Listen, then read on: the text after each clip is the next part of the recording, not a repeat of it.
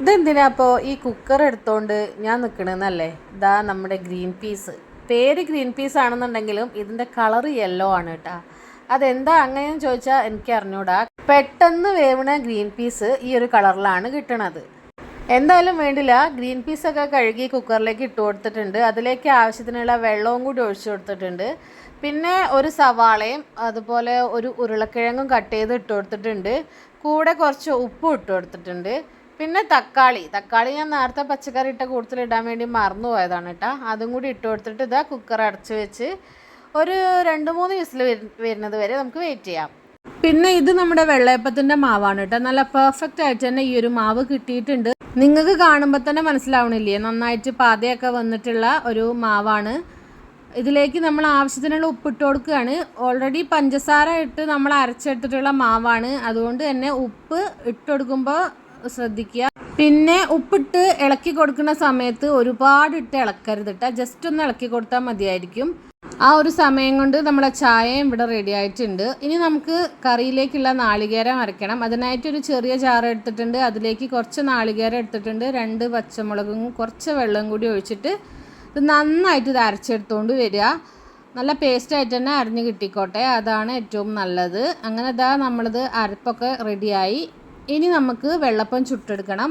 വെള്ളയപ്പച്ചട്ടി ഞാൻ ഓൾറെഡി ചൂടാവാൻ വേണ്ടിയിട്ട് വെച്ചിട്ടുണ്ടായിരുന്നു. അപ്പോൾ ചട്ടി നന്നായി ചൂടായി വന്നപ്പോഴത്തേക്ക് അതിലേക്ക് മാവ് ഒഴിച്ചിട്ട് ഇതാ നന്നായിട്ടൊന്ന് ചുറ്റിച്ചെടുക്കുകയാണ്. നല്ല പെർഫെക്റ്റ് ആയിട്ട് കിട്ടിയിട്ടുള്ള മാവ് ആയതുകൊണ്ട് തന്നെ നമ്മുടെ വെള്ളയപ്പം നല്ല പെർഫെക്റ്റ് ആയിട്ട് തന്നെ നമുക്ക് കിട്ടും എന്നാണ് എൻ്റെ ഒരു പ്രതീക്ഷ. എൻ്റെ പ്രതീക്ഷയെ അങ്ങനെ തെറ്റിക്കാറില്ല, കിട്ടാറുണ്ട് നല്ലപോലെ. ഇതാ കണ്ടില്ലേ, ഈ ഒരു അപ്പത്തിൽ നിറയെ ഹോൾസ് വരുന്നുണ്ടല്ലേ. ഈ ഹോൾസ് വന്ന് ഏകദേശമൊക്കെ ആയി കഴിയുമ്പോഴാണ് ഞാനിത് മൂടി വയ്ക്കുക. അല്ലാതെ മാവ് ഒഴിച്ച് അപ്പം തന്നെ അത് മൂടി വയ്ക്കാറില്ല. ഹോൾസ് വന്ന് തുടങ്ങിക്കഴിഞ്ഞ് കഴിഞ്ഞാൽ ഞാനത് മൂടി വയ്ക്കും. ഒരു 2-3 മിനിറ്റ് കഴിഞ്ഞപ്പോഴത്തേക്ക് തുറന്ന് നോക്കിയപ്പോൾ നമ്മളെ വെള്ളയപ്പമൊക്കെ സെറ്റായിട്ട് റെഡി ആയിട്ട് കിട്ടിയിട്ടുണ്ട്. വീഡിയോയിൽ കാണുമ്പോൾ നിങ്ങൾക്ക് ഈ ഒരു അപ്പം എടുക്കുന്നത് ബുദ്ധിമുട്ടായിട്ട് തോന്നുന്നുണ്ടെങ്കിൽ അത് വെറും തോന്നൽ മാത്രമാണ്. കാരണം അതിൻ്റെ ആ ഒരു പിടുത്തമുണ്ടല്ലോ, വെള്ളയപ്പച്ചട്ടീൻ്റെ ആ പിടുത്തത്തിൻ്റെ ആ അറ്റത്ത് വരുന്ന ആ ഒരു ഭാഗത്ത് ആ മാവ് അവിടെ ഒട്ടിപ്പിടിച്ചതുകൊണ്ടാണ് അത് കിട്ടാൻ കുറച്ച് പണി പെട്ടെന്ന് നിങ്ങൾക്ക് തോന്നുന്നത്. പക്ഷേ അങ്ങനെയൊന്നും ഉണ്ടായിട്ടില്ല.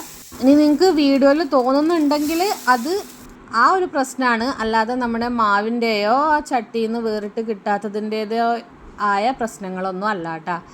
അപ്പോൾ ഇതാ നമ്മുടെ രണ്ടാമത്തെ അപ്പോൾ ഇതേപോലെ തന്നെ നമ്മൾ റെഡിയാക്കി എടുക്കുകയാണ്. നിറയെ ഹോൾസ് വന്നതിന് ശേഷം മാത്രം മൂടി വെക്കുക. ആ ഒരു കാര്യം എനിക്ക് നിങ്ങളുടെ അടുത്ത് പ്രത്യേകം പറയാനുണ്ട്.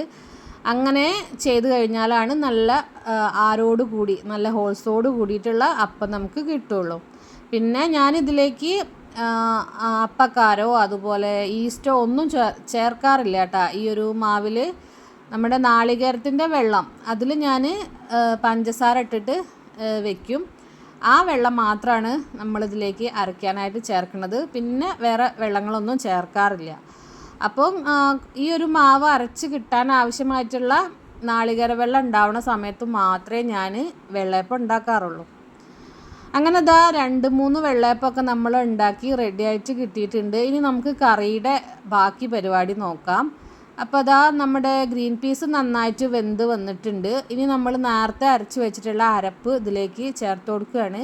പിന്നെ നമ്മുടെ മിക്സിയുടെ ജാറൊക്കെ നന്നായിട്ട് കഴുകിയിട്ട് അത് അതിലേക്ക് ഒഴിച്ചു കൊടുക്കുക. ഒരുപാട് നാളികേരം അതിൻ്റെ സൈഡിലും ഉള്ളിലൊക്കെ ആയിട്ട് പറ്റി പിടിച്ചിട്ടുണ്ടായിരുന്നു. അപ്പോൾ അത് കഴുകിയിട്ട് ഇതിലേക്ക് ഒഴിച്ചു കൊടുത്ത് നമുക്കിനി എത്രത്തോളം വെള്ളം വേണോ അതിനനുസരിച്ച് വെള്ളം ചേർക്കുക.